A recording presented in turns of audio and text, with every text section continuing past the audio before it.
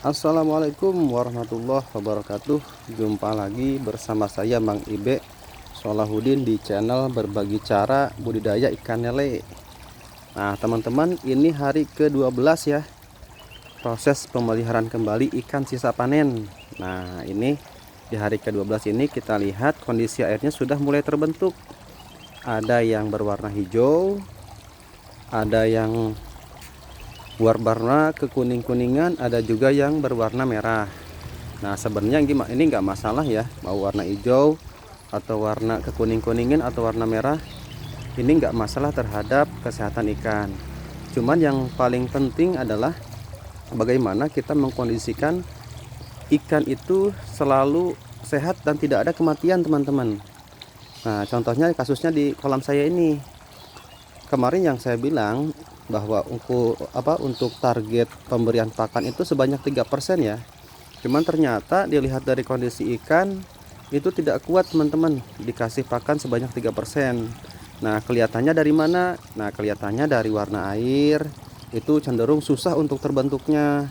Terus yang kedua dari banyaknya ikan yang menggantung atau banyak yang yang mati. Nah itu berarti ikannya nggak kuat dikasih pakan sebanyak 3%. Nah solusinya bagaimana?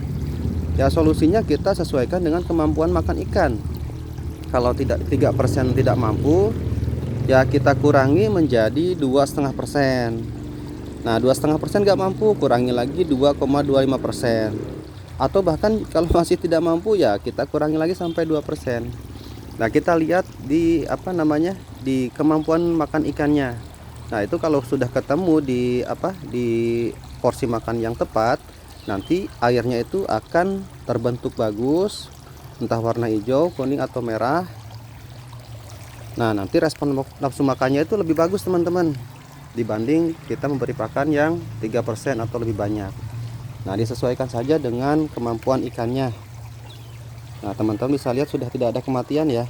Nah itulah kenapa kita harus paham bagaimana cara mengatur pemberian pakan, karena itu juga sangat penting, teman-teman, untuk membuat ikan terus sehat ya. Nah konsekuensinya bagaimana kalau misalkan pemberian pakannya sebanyak 2%? Nah konsekuensinya yaitu yang biasanya terjadi pasti ya akan memperlambat masa pertumbuhan ya. Artinya masa pemulihannya akan lebih lama dibanding pemberian pakan yang 3%. Ya jelas secara hitung-hitungan kan, porsi makannya itu kita kasih sedikit, artinya itu akan memperlambat atau memperlama masa pemeliharaan. Nah bagaimana dengan FCR-nya? Nah kalau masalah FCR biasanya itu FCR-nya tidak terlalu bagus. Karena apa? Karena masa pemeliharaannya mundur lebih lama dari target yang ditentukan.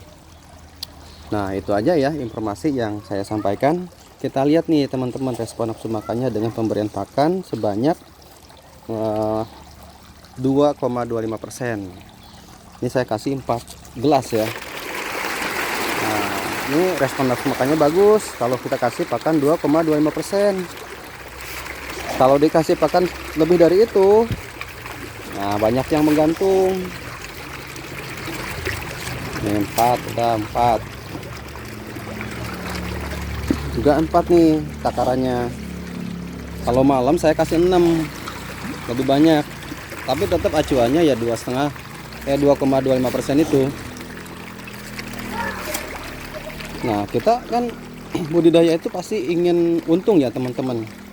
Tapi dengan kondisi bibit yang kurang bagus, nah pastinya kita akan ngalah, teman-teman. Apakah yang dikalahin adalah FCR-nya atau yang dikalahin adalah SR-nya gitu. 3, 4. Nah sebenarnya simpel ya, teman-teman. Kalau kita pelihara ikan lele, yang penting kita paham dulu berapa banyak pakan yang harus diberikan. Nah ini juga penting. 4. Nah ini udah kolam yang kecil-kecil ini 4 takar. Nah yang buat yang kolam besar nanti takarannya 8 takar. Nih saya kasih dulu, isi dulu pakannya.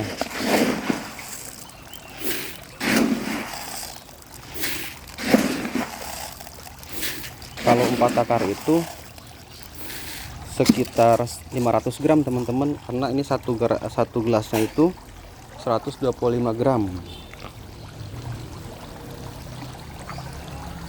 Nih kita lihat pergerakan ikan di kolam ini ya. Nah itu contohnya seperti itu. Kalau misalkan pemberian pakannya sudah sesuai dengan kemampuan makannya, nah ini pergerakan pada saat jam makan itu akan aktif seperti ini. Beda lagi dengan pemberian pakan yang lebih banyak. Nah biasanya jam makan kurang aktif seperti ini. Nah ini salah satu ciri kalau misalkan pemberian pakan kita sudah sesuai. 1, 2, 3, 4, 5, 6, 7, 8. Nah udah, biarin 8 gelas. Kelihatannya ini akan cepat habis, tapi biarin, jangan ditambahin lagi. Karena kalau ditambahin lagi biasanya ada kematian, ikan banyak menggantung. Nah seperti itu. Ini juga sama, kita kasih 8 gelas. 2, 3, 4,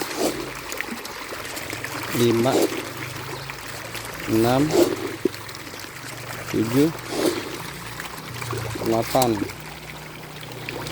Nah ini kan udah habis nih, langsung habis. Ini juga nanti sebentar lagi habis. Nah itu kenapa saya sering bahas masalah pemberian pakan, karena memang salah satu penyakit musuh ikan itu ya kotoran ikan yang dari pakan itu. Nah sekarang kita lihat di kolam bulat. Saya kemarin tebar itu 1 kintal teman-teman. Berarti jatahnya itu pakannya itu 2 kilo 250 gram.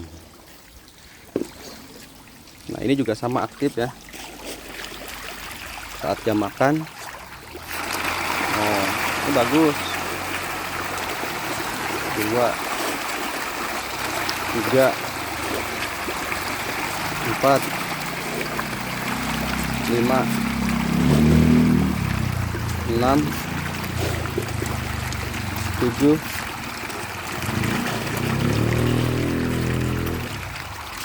8.